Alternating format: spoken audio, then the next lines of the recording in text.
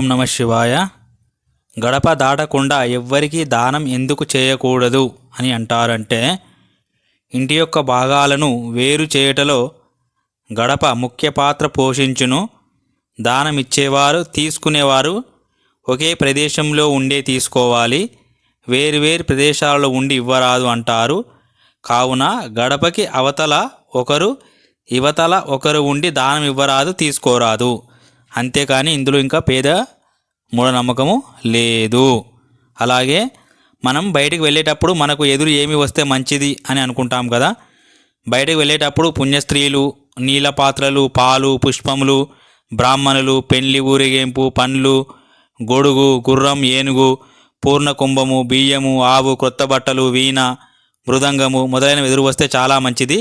ఏవి రాకపోతే మన ఇష్టదైవాన్ని స్మరించుకోవాలి, అంతేకాని ఎవరిపైన మనం కోపించుకోవద్దు.